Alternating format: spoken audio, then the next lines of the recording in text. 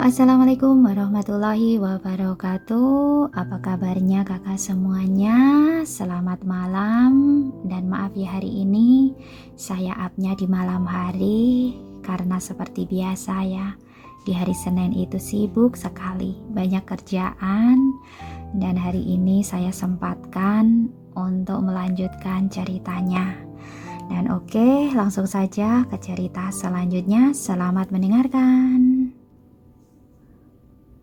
Keesokan paginya Jason keluar dari kamar Yasmin. Kehangatan di wajahnya memudar, hanya menyisakan ekspresi dingin. Caleb segera menatapnya. Mereka berdua berjalan menjauh dari kamar. Jason bersandar di dinding dan menatap pintu kamar Yasmin dengan nada dingin. Kita harus mencari tahu, apakah kejadian yang menimpa istriku ada hubungannya dengan Joanna. Selain itu, terus awasi Yonatan. Dia pasti tidak akan membiarkan begitu saja apa yang telah terjadi pada Yasmin. Meskipun orang itu adalah Joanna, tapi jika itu benar-benar Joanna, dia benar-benar perlu melindungi Joanna sekali lagi. Yonatan adalah masalah besar dan dia memikirkan secara jangka panjang. Yasmin terbaring di rumah sakit selama seminggu. Dia berencana untuk kembali ke kota Jolo. Sulaman di sana belum selesai, jadi dia harus melakukannya. Tapi dia juga mengirim Caleb kembali dan meminta Lina untuk menemaninya. Yasmin berencana untuk bekerja sama dengan keluarga Setiawan dan keluarga Wibowo. Dia tentu saja menyetujui inisiatif Lina untuk menunjukkan niat baiknya. Bagaimanapun Lina tampaknya mudah diatasi, sedangkan Caleb benar-benar seperti penjaga pintu yang akan mengikutinya kemanapun dia pergi. Ketika dia melakukan sesuatu, dia tidak bisa mentolerir Caleb mengikutinya seperti ini. Saat tiba di kota Jolo, kamu bisa kembali ke toko sepupumu untuk membantu. Aku aman di studio bordir, kata Yasmin pada Lina di pesawat. Oke, tapi kita sudah sepakat aku akan bertanggung jawab atas perjalananmu dengan mobil. Kalau tidak, Kak Stefan akan marah pada aku. Lina tidak akan menempel pada Yasmin. Bagaimanapun Yasmin akan sibuk menyulam dan tidak tahan hanya duduk diam di sebelahnya. Oke, jawab Yasmin sambil tersenyum. Tapi untuk sementara, mungkin kamu tidak bisa makan kue dan teh yang dibuat kakak sepupuku. Lina mengenakan kacamata hitamnya dan terdengar menyesal. Kenapa? Yasmin juga mengenakan kacamatanya. Sepupuku sedang pergi melakukan suatu pekerjaan. Mungkin akan kembali dalam waktu 4-5 hari. Lina mendesah. Yasmin berkata oh dan tidak bertanya lagi. Matahari bersinar cerah di penghujung bulan April. Nenek Lukmantara sedang jongkok di kebun sayur untuk memberi makan kucing liar dengan sayuran yang baru dipetik. Saat ini bel di pintu halaman tiba-tiba berbunyi. Dia berdiri dan membuka pintu dengan punggung membungkuk. Begitu pintu terbuka, dia melihat seorang pria yang sangat mirip dengan Yasmin. Dia tertegun sejenak, lalu bertanya dengan ragu, "Cari siapa?" "Apa ini rumah nenek Lukmantara? Aku teman Yasmin." Henry bertanya dengan sopan. Nenek Lukmantara menjauh dan menunduk dengan emosi yang rumit. "Yasmin tidak ada di rumah. Kalau kamu ada urusan mencarinya, lebih baik kamu menelponnya." Nenek Lukmantara menutup pintu halaman dan berkata pada Hendy. Kucing oranye kecil yang bersembunyi di kebun sayur diam-diam mengintip dari bibit sayuran untuk melihat ke arah Henry. "Aku tidak mencarinya. Aku mencarimu untuk memahami sesuatu." Tujuan Henry sangat sederhana, yaitu menanyakan latar belakang Yasmin. Henry mengikuti nenek Lumantara ke halaman. Dia duduk di kursi dan menyerahkan foto pada nenek Lumantara. Ini ibuku. Wanita di foto itu, jika mulutnya ditutup tampak persis dengan Yasmin. Nenek Lumantara melihat foto itu, mengangkat tangan dan menyeka matanya lagi. Aku menderita diabetes serius. Penglihatan aku tidak begitu bagus. Ada apa dengan foto ini? Kamu tidak bisa melihat. Henry sedikit ragu. Penglihatanku tidak hilang sepenuhnya. Masih bisa melihat samar-samar. Nenek Lumantara mengembalikan foto itu pada Henry. Henry memang mengetahui nenek Lumantara menderita diabetes dan hampir buta karena diabetes tersebut. Dia mengira setelah keluar dari rumah sakit sudah sembuh, tapi ternyata masih belum bisa melihat dengan jelas. Ekspresinya menunjukkan penyesalan. Apa Yasmin, cucu kandungmu? Henry tidak bermaksud bertele-tele. Bahkan jika peluangnya hanya 1%, dia akan membawa Yasmin pulang. Tentu saja. Kenapa? Nenek Lumantara bertanya pada Henry dengan tatapan penuh kasih. Henry berkata, Yasmin sangat mirip dengan ibuku. Selain itu, lebih dari 20 tahun lalu, keluarga setiawan kehilangan seorang anak dan sampai sekarang belum ditemukan. Karena ini ibuku sakit parah. Setelah nenek Lumantara mendengarkan dengan seksama, dia berkata dengan wajah sedih, ibu anak itu pasti sangat merindukannya. Tapi Yasmin bukan anak dari keluarga kalian. Apa bisa memintanya melakukan tes DNA dengan kami? Henry bertanya. Aku tahu ini tidak sopan. Kita bisa mengambil sehelai rambutnya dengan folikel rambut atau mengambil darah. Yasmin adalah cucuku. Kamu tiba-tiba datang ke sini meminta melakukan tes DNA. Tidak pantas kan? Apa mungkin aku bisa melakukan kesalahan soal cucuku sendiri? Aku bersimpati dengan ibumu karena dia kehilangan anaknya dan jatuh sakit. Tapi aku tidak bisa hidup tanpa Yasmin, kata nenek Lumantara tegas. Ketika mendengar ini, Henry segera berdiri dan meminta maaf. Maaf, aku hanya bertanya. Kalau kamu tidak mau, aku tidak akan memaksa. Maaf, sudah mengganggumu. Yasmin adalah cucu keluarga Lumantara. Ini tidak mungkin salah. Pergilah. Nenek Lumantara juga berdiri dengan sikap agak dingin. Baik, maaf merepotkanmu. Henry berbalik pergi. Setelah dia pergi jauh, nenek Lumantara duduk di kursi. Ekspresi wajahnya tidak dapat ditebak. Tentu saja dia melihat foto itu dengan jelas. Terlihat sangat mirip, tapi Yasmin adalah cucunya, cucu dia dan suaminya. Ya, nenek adalah rumahmu. Kamu jangan takut. Dia bergumam dengan suara rendah. Henry duduk kembali di dalam mobil dan menerima telepon dari Stefan. Bagaimana? Stefan bertanya dengan cemas. Hanya ada satu wanita tua yang tersisa di keluarga Lumantara, dan dia bersikeras bahwa Yasmin adalah cucunya. Apa kita benar-benar salah? Henry menjadi sedikit curiga. Yasmin juga mengatakan nenek Lumantara adalah keluarga kandungnya dan sikapnya sangat tegas.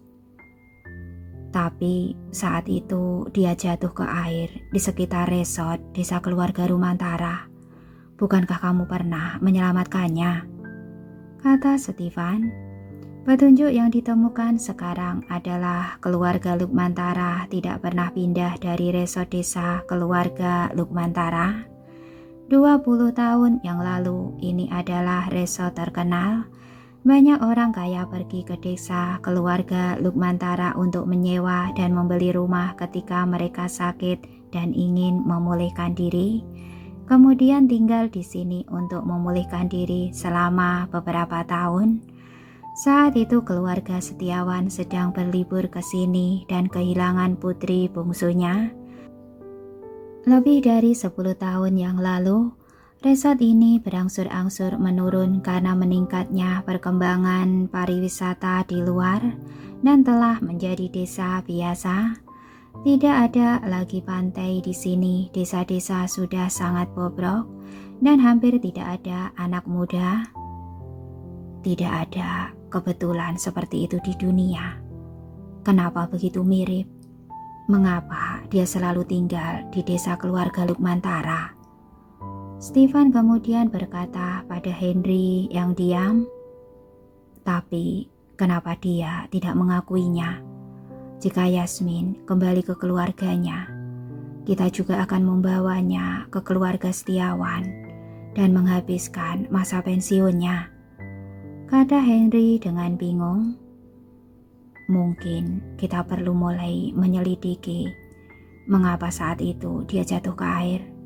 Mungkin mereka mengira dia ditinggalkan, jadi menolak untuk mengakuinya. Tebak Stefan. Hal ini bukannya tidak mungkin. Bagaimana mungkin bisa mengetahui apa yang terjadi ketika dia jatuh ke air? Suara Henry sedikit meninggi. Bagaimanapun itu adalah kecelakaan. Omong-omong, aku mengetahui Yasmin juga pernah tenggelam ketika dia berusia 10 tahun. Stefan memberi tahu Henry. Masalah ini kedengarannya tidak penting. Mari kita pikirkan cara lain. Alangkah baiknya jika kita bisa langsung melakukan tes DNA, kata Henry pada Stefan. Minta Lina mencari cara. Stefan bertanya pada Henry. Setelah terdiam beberapa saat, Henry berkata, menurutku, untuk saat ini lebih baik tidak melakukannya. Yasmin sangat mencintai neneknya, dan neneknya juga sangat mencintainya. Jika kita melakukan ini dengan gegabah, dia hanya akan membenci kita. Benar juga. Stefan terdiam. Pada hari kepergian Henry, Yasmin menerima telepon dari neneknya. Nenek, akhir-akhir ini aku agak sibuk dan lupa menelpon nenek. Bagaimana kabar nenek di rumah? Suara Yasmin terdengar lembut. Yasmin. Suara nenek Lukmantara bergetar. Yasmin langsung menjadi gugup. Nenek, ada apa? Yasmin, seseorang tiba-tiba datang ke rumah dan mengatakan kamu adalah anak keluarga mereka. Nenek sudah tidak berguna, jadi mereka ingin merebut cucuku pergi. Suara nenek Lukmantara tercekat. Ketika mendengar ini, hidung Yasmin tiba-tiba terasa sakit. Nenek, aku sangat yakin bahwa aku adalah cucumu. Aku telah tinggal di sisimu sejak aku masih kecil. Tidak ada yang bisa merebut cucumu. Nenek sangat merindukanmu. Nenek takut suatu hari ketika membuka mata, Yasmin sudah bukan cucuku. Setelah nenek Lukmantara selesai bicara, dia mulai menangis. Yasmin memegang ponselnya erat-erat dan berkata, aku akan kembali malam ini dan tinggal bersamamu selama seminggu, oke? Nenek jangan menangis. Nenek baik-baik saja. Nenek hanya takut kamu akan pergi. Kamu bekerja saja. Nenek tidak apa-apa. Nenek tidak akan menunda pekerjaanmu. Nenek Lukmantara terisak. Baik, jawab Yasmin, tapi dia sudah membeli tiket. Selain itu dia harus berbicara dengan Stefan dan Henry. Setelah membeli tiket, Yasmin menghubungi nomor telepon Henry. Henry segera menjawab. Saat melihat Yasmin menelpon, Henry menyadari situasinya berkembang ke arah yang buruk. Kamu pergi menemui nenekku. Nina mengatakan Henry pergi melakukan sesuatu, ternyata demi memverifikasi latar belakangnya. Maaf, hanya saja ibuku. Henry, aku setuju untuk bekerja sama denganmu, tapi aku tidak bilang kamu boleh pergi mencari nenekku. Yasmin memotongnya dengan marah. Orang di telepon terdiam. Apa kamu tahu nenekku sudah umur berapa? Walaupun aku memang anak keluarga setiawan. Memangnya kenapa? Sejak kecil aku dibesarkan oleh kakek nenekku. Setelah kakek meninggal, nenek adalah satu-satunya keluargaku. Aku juga satu-satunya keluarga nenek. Yasmin terus berkata dengan mata merah. Sejauh yang aku tahu, ibumu, kamu, dan sepupumu semuanya adalah orang asing. Atas dasar apa kamu pergi menemui nenekku diam-diam untuk mengatakan hal seperti itu? Dia hampir dibutakan oleh amarah. Maaf, kata Henry. Dia tidak menyangka nenek Lukmantara akan menelpon dan memberitahu Yasmin. Jika Yasmin bukan cucunya, dia pasti menyembunyikannya. Apakah tebakan mereka semua salah? Jangan mencari nenekku lagi. Dan kerjasama kita berakhir di sini. Aku tidak butuh bantuanmu dan Stefan untuk memeriksa apapun. Selesai bicara, Yasmin menutup telepon. Dadanya naik turun saat mengemasi kopernya. Dia pergi dari kota Colo ke desa keluarga Lukmantara dalam semalam. Begitu melihat nenek Lukmantara, Yasmin langsung memeluknya. Anak bodoh, kamu melakukan perjalanan yang jauh bukan? Nenek Lukmantara memeluknya dan menepuk punggungnya. Tidak jauh, yang penting nenek tidak apa-apa.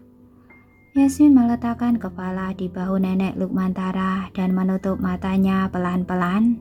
Nenek Lukmantara menariknya ke dalam rumah dan menunjukkan kucing oranye kecil yang dipungutnya. Kucing kecil berwarna oranye itu ditelantarkan dan menderita penyakit kulit. Nenek Lukmantara memungutnya.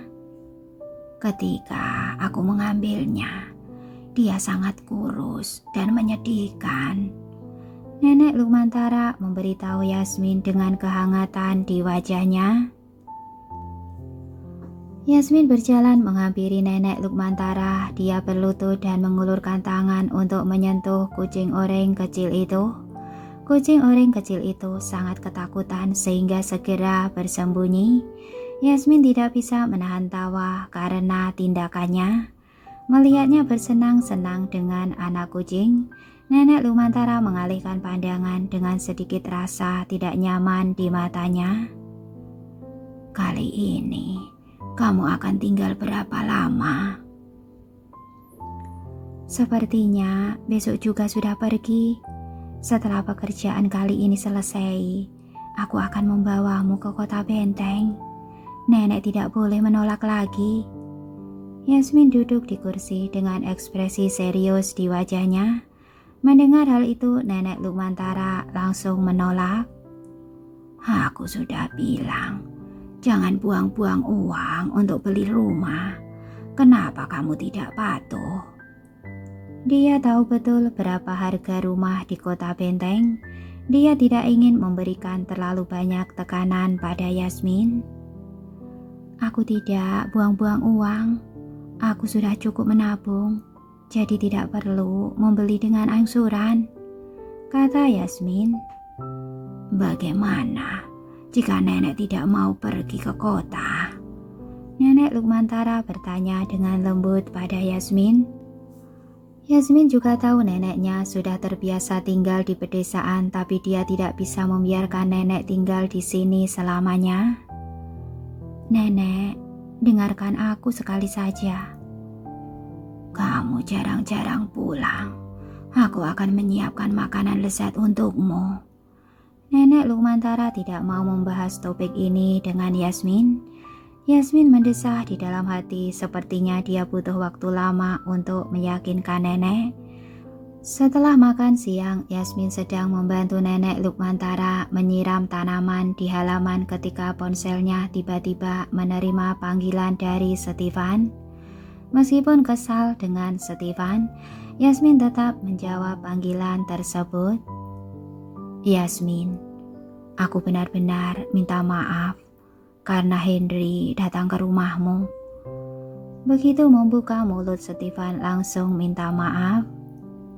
Kak Stefan, aku bisa memahami bagaimana perasaan keluarga Setiawan setelah kehilangan seorang anak selama bertahun-tahun. Tapi aku juga sudah menjelaskan secara jelas padamu kenapa Henry datang mencari nenekku diam-diam. Yasmin berharap dengan sikapnya yang begitu jelas kali ini Stefan dan Henry berhenti memikirkannya lagi. Maaf Yasmin. Selain meminta maaf, Stefan tidak punya cara lain membuatnya berhenti marah. Yasmin berpikir Stefan juga seorang bintang yang sangat populer. Dia tidak boleh bicara terlalu kasar, nada suaranya melembut. Sudahlah, aku sudah tidak marah pada kalian. Mulai sekarang kalian jangan mengambil keputusan sendiri dan menemui nenekku. Nenekku sudah tua, dia tidak sanggup menerima kejutan. Stefan berkata dengan permintaan maaf yang mendalam. Maaf. Tidak apa-apa, aku sedikit sibuk, sudah dulu ya. Yasmin berkata dengan tenang. Stefan awalnya ingin mengatakan sesuatu tentang keluarga Setiawan, tapi Yasmin sudah bicara seperti ini, dia hanya bisa menutup telepon dengan enggan. Yasmin menutup telepon kemudian melanjutkan kesibukannya. Tidak peduli apa yang dikatakan Stefan dan Henry, dia hanya percaya pada nenek.